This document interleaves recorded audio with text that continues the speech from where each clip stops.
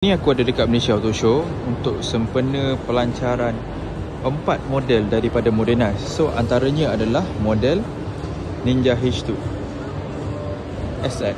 So macam korang nampak kat sini, depan ni adalah Kawasaki Ninja H2 SX yang berharga 129,400. So tak silap aku ada lagi 3 model. Jom aku bawa kat korang model-model yang dilancarkan oleh Kawasaki Malaysia.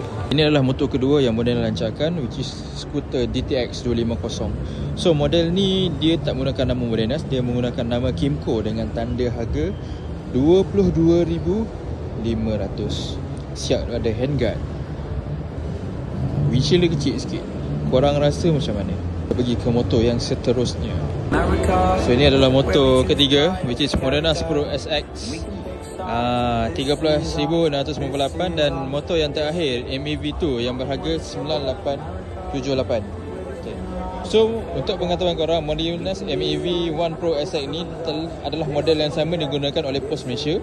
Cumanya membezakan adalah MAV1 Pro ni belakang dia ada box, Pro SX dia ada tempat seat passenger. So motor ni memang digunakan khas untuk dijual kepada public lah. Alright. So